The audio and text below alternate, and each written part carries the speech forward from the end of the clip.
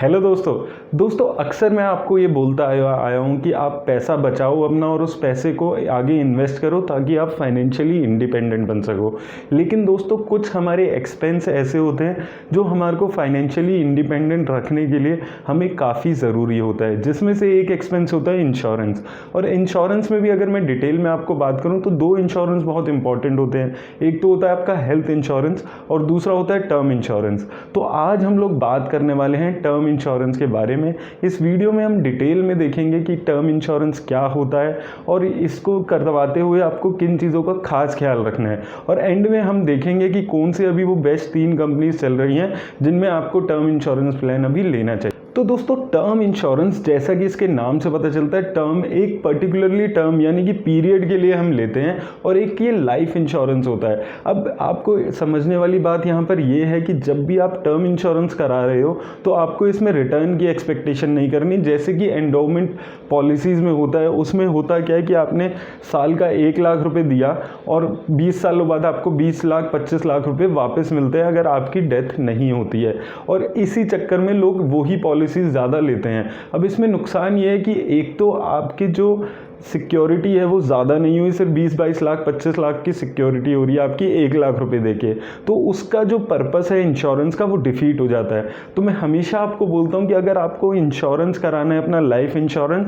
तो आप term insurance कराओ, और अगर आपको इन्वेस्टमेंट करना है तो जो इन्वेस्टमेंट के ज़रिए यानी कि PPF, NPS, mutual funds, fix deposit, जो भी आपको अच्छे लगते हैं उनमें आप पैसा डालो, रादर देन ऐसी लाइफ इंश्योरेंस पॉलिसी लेने में जो आपको 20 साल बाद कुछ पैसा वापस देगी। क्योंकि ऐसी लाइफ इंश्योरेंस पॉलिसी से ना तो आप एडुकेटली सिक्योर हो पाते हो और ना आपको अच्छी रिटर्न मिल पाती है। तो अगर आपको इंश्योरेंस कराना ही है अपनी लाइफ का तो आपको टर्म इंश्योरेंस कराना चाहिए। अब टर्म इंश्योरेंस में होता क्या है, उसमें बेसिकली ये होता है कि अगर आपको मान लो 1 करोड़ का इंश्योरेंस लेना है तो आपको साल का प्रीमियम 20-25 हज़ार रुपये से ज़्यादा का नहीं देना पड़ेगा, और आपका जो इंश्योरेंस है वो आपको 1 करोड़ तक का मिल जाएगा। ये सबसे अच्छी बात है टर्म इंश्योरेंस की।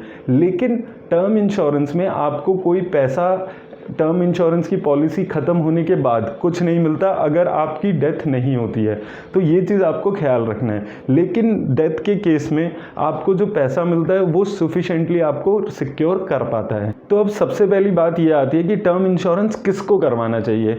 तो दोस्तों जो भी आपके फैमिली में डिपेंडेंट है, जो अर्निंग मेंबर है, उसको टर्म इंश्योरेंस कराना चाहिए। जिसके खर्चे पे घर चल रहा है, जिसकी सैलरी की वजह से खर्च चल रहा है, उसको टर्म इंश्योरेंस कराना चाहिए। कब तक करवाना चाहिए? जब तक उसकी सैलरी के बेसिस पे वो घर चलने वाला है। तो आइडियली अगर हम बात करें तो 60 या 65 साल की उम्र तक के लिए आपको टर्म इंश्योरेंस मिनिमम करवाना चाहिए उस मेंबर को जो अर्निंग मेंबर है आपकी फैमिली में। अब दूसरी बात आती है यहाँ पर कि किस उम्र में कराना चाहिए। तो दोस्तों टर्म इंश्योरेंस की यही खासियत है कि आप जितनी लेट इसको करते जाओगे, आप 40 साल की उम्र में लोगे या 45 साल की उम्र में लोगे, तो आपका जो टर्म इंश्योरेंस का प्रीमियम है वो और ज़्यादा बढ़ जाएगा। तो आप जितनी अर्ली स्टेज पे अपनी डिपेंडेंसी पे ले सकते हैं 25, 26, 30 साल तक की उम्र में, उतना ज़्यादा आपको प्रीमियम जो है वो कम देना पड़ेगा। और एक बारी जो आपका पॉलिसी में शुरू में प्रीमियम फिक्स हो जाता है वही आपको पूरे 30-35 साल देना पड़ेगा। तो आप जितना जल्दी इस प्रीमियम को कराएंगे उतना आपके लिए बेनिफिशियल रहने। अब इसमें तीसरी बात आती है कि कितने अमाउंट का प्रीमियम कराना चाहिए। तो दोस्तों कम से कम नहीं तो जो आपकी एनुअल सैलरी है आपको उसका मिनिमम 10 गुना तो करवाना ही चाहिए, और मैं तो हमेशा यही प्रेफर करता हूँ कि कम से कम नहीं तो 15 से 20 गुना आपको जो भी आपकी एनुअल सैलरी चल रही है उतना आपको प्रीमियम कराना चाहिए। मान लो आपकी जो एनुअल सैलरी है वो 10 लाख रुपये अभी चल रही है, तो अगर आप आज बैठ के प्रीमियम कराते हो तो कम से कम आपको 2 करोड़ का इंश्योरेंस यहाँ पर कराना चाहिए। क्योंकि आप आज का सोच रहे हो, अगर आप मानो 20 साल बाद आपकी डेथ होती है तो आज से 20 साल बाद वो 2 करोड़ रुपए उतने मायने नहीं रखेंगे जितने आप आज बैठकर सोच रहे हो। लोग बेसिकली यही आजकल गलती भी कर रहे हैं कि लोगों को ये लग रहा है कि 1 करोड़ का प्रीमियम बहुत है, लेकिन आप आज से 20 साल बाद का सोचें, 20 साल बाद 1 करोड़ की वैल्यू उतनी नहीं रहेगी जितनी आज है। तो आप कम से कम नहीं तो 15 से 20 गुना अपनी एनुअल सैलरी का प्रीमियम जरूर लें। अब दोस्तों हम यहाँ पर बात कर लेते हैं कि क्या चीज़ों का आपको खास ख्याल रखना है टर्म इंश्योरेंस करा कराते हुए। तो सबसे पहली बात यह है कि आपको अपने जो नॉमिनी है उसको ज़रूर फिल करना है कि आपकी अनफॉर्चुनेट डेथ पे वो पैसा आपको किसको देना है। और दूसरी चीज़, आपको अपने फैमिली मेम्बर्स को, सभी फैमिली मेम्बर्स को उस टर्म इंश्योरेंस के बारे में बताना है, उसके पेपर्स कहाँ रखे हैं, वो सारी डिटेल्स अपने फैमिली मेम्बर्स को ज़रूर बतानी है, ताकि आपके जाने के बाद उनको उस क्लेम को लेने में दिक्कत ना आए।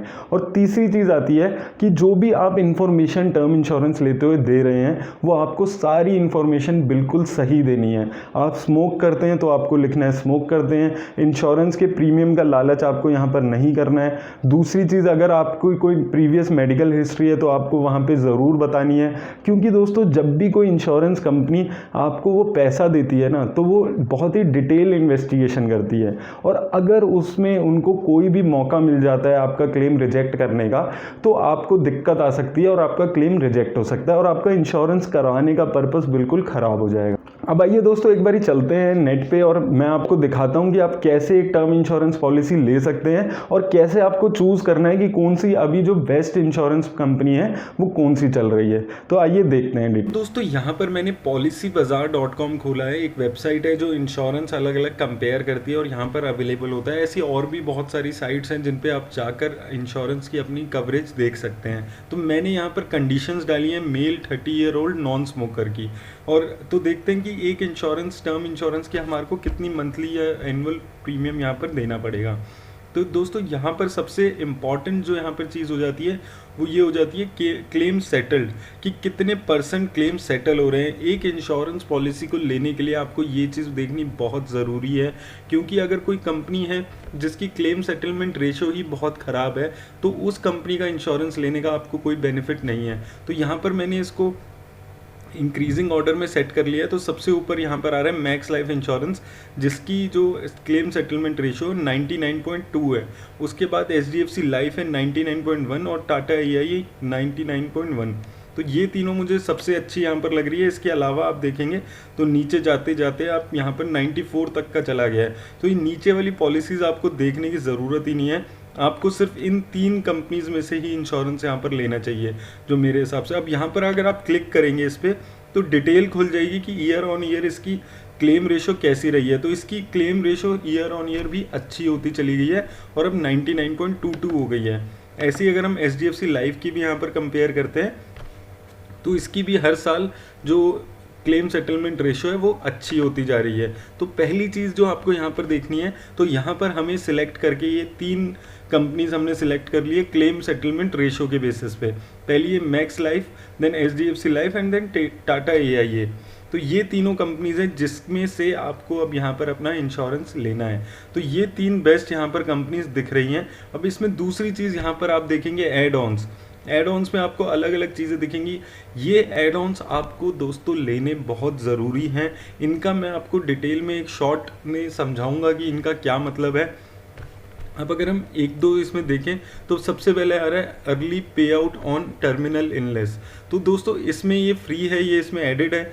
इसमें आपको अगर कोई टर्मिनल इलनेस हो जाती है, कोई ऐसी बहुत बड़ी बीमारी हो जाती है जिसकी वजह से आप काम नहीं कर सकते हैं, तो उस केस में इस पॉलिसी में आपको अर्ली पेमेंट मिल जाएगी। तो ये आपका ऐड ऑन यहाँ पर ज़रूरी है। उसके बाद आ गया एक्स्ट्रा पे आउट ऑन एक्सीडेंटल डेथ। ये आप यहाँ पर छोड़ भी सकते हैं, आप ले भी सकते हैं, आपकी मर्ज़ी है। इसमें आपको जो आपकी इंश्योरेंस कवर है उसके ऊपर एक्सीडेंटल डेथ होने पे एक एक्स्ट्रा पे आउट मिलता है। तो ये आपके ऊपर है कि आप लेना चाहते हैं या नहीं। तीसरा यहाँ पर आता है वेवर ऑफ प्रीमियम और कवर अगेंस्ट 64 क्रिटिकल इलनेसेस। ये दोनों बहुत इंपॉर्टेंट हो जाते हैं। अब इसमें दोस्तों होता क्या है, कवर अगेंस्ट 64 क्रिटिकल इलनेस में आपकी कुछ ये 64 इलनेस हैं जो हम डिटेल में इनके ब्रोशर में आपको दिया होगा कि अगर आपको वो क्रिटिकल इलनेस हो जाती हैं तो आपका जो फ्यूचर का प्रीमियम है, मान लीजिए आपने 20 साल की पॉलिसी ली तो 7वें साल में आपको कोई क्रिटिकल इलनेस हो गई तो 7 साल तक जो आपने पेमेंट की है प्रीमियम की है, आगे के 18 साल आपको उसमें प्रीमियम नहीं देना होगा। ये इस एड ऑन का बहुत ही अच्छी खासियत है। तो मैं आपको यही सजेस्ट करूँगा, आप टर्म इंश्योरेंस लेते हुए ये चीज़ें भी ऐड करें, वो आपको काफ़ी फ़ायदा देगा।